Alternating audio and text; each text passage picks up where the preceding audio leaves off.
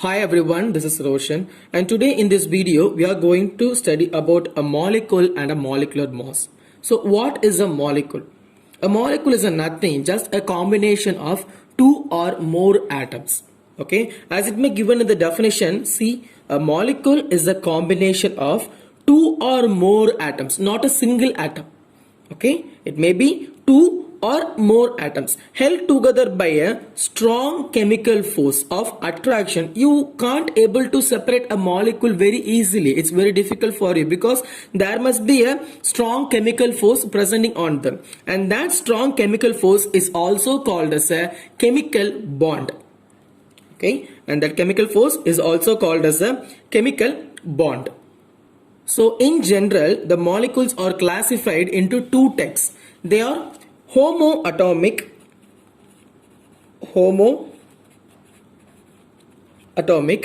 and heteroatomic. Okay, they are homoatomic and heteroatomic. So what is the homoatomics? Homo means one. Okay, homo means one. So if the molecule having all the atoms of a same element, and that is called as a homoatomic. So look at the diagram, you may get a clear explanation.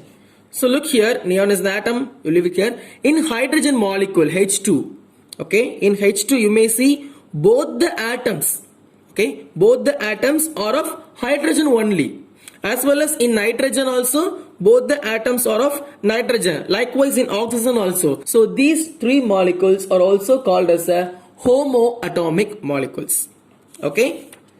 So the next thing, the quite opposite is heteroatomic. If it have a different element of combination, and that may be called as a heteroatomic. So look at this diagram. You may see a molecule of HCl may consist of one atom as a hydrogen and another atom as a chlorine. So both are of a different element. Hydrogen is one element and chlorine is another element. Okay, so that HCl is an example of heteroatomic molecules. So if you want to remember means, you can write it. If it is a homoatomic means the atoms are of same element. Okay, and likewise if it is a heteroatomic means the atoms is a combination of different elements that is having a different atoms present in the molecule. Okay, and this is the difference between the homoatomic and heteroatomic. And there must be another classification of molecules, okay, depending upon the number of atoms present inside them. So depending upon the atoms, it is also called as a monoatomic, diatomic, triatomic, or a polyatomic, or whatever may be. So listen, if there is a one atom present means, or having the atomicity 1, okay, both having the same explanation only. If there is a one atom means it is having atomicity 1 only. It is called as a monoatomic. Okay, but the monoatomic doesn't come under a molecule, because you know that a molecule is a one which may have at least of two atoms. Okay, a molecule is a one which have at least of two atoms, but in monoatomic it contains only single atom only. So what are the examples of monoatomic? It is maybe of oxygen, hydrogen, carbon. So these three having a single atom only. So they are not considered as a molecule, they are considered as an atom. Okay. Then if the number of atoms present is 2 means it is called as a diatomic. Okay. If the number of atoms present in is 2 means it is called as a diatomic. So in diatomic there are two types. Okay. What are the types? One is homodiatomic, another thing is heterodiatomic. Okay, one is homodiatomic, another thing is heterodiatomic. What is a homodiatomic? If the two atoms are of same compound or same element, and then it is called as a homodiatomic. If the two atoms are different element means it is called as a heterodiatomic. Okay, examples of homodiatomic are O2, H2, like this. Okay, examples of heteroatomic are CO, carbon monoxide, or HCl. So these are all the examples of heterodiatomic. Okay, the same thing for triatomic. So for a triatomic also it gets classified into two types. One is a homotriatomic and another thing is a heterotriatomic. Okay, for a homotriatomic it may consist three atoms of a same element. Okay, it consists of three atoms of same element. So what is the example? It is ozone is the best example of triatomic molecule, O3. Okay, ozone or O3 is the best example of triatomic homotriatomic molecule. Okay, the next thing is heterotriatomic, and you may have a different combination for heterotriatomic. Likewise, H2O. Okay, so remember how does the molecule H2O differ means it have a structure of this only. Oxygen is present at the center and it may have two things, hydrogen and hydrogen. So basically it may have three atoms. Okay, three atom, two hydrogen atom and a one oxygen atom. So the number of atoms present here is 3. Okay, the number of atoms present here is 3, but these two are a different element. So it is called as a heterotriatomic molecule. Okay, and then for a polyatomic, if it is having a more than 3 means you can name it as a polyatomic. Examples of polyatomic are phosphorus P4 or S8, sulfur. Okay, so remember if a phosphorus molecule is taken means it consists of four phosphorus atom to make a phosphorus molecule. If it is sulfur means it gets 8 sulfur atoms to make a sulfur molecule. Okay, so these are all the examples of homopolyatomic molecule. If it is a heteropolyatomic means example is very simple, ammonia, NH3.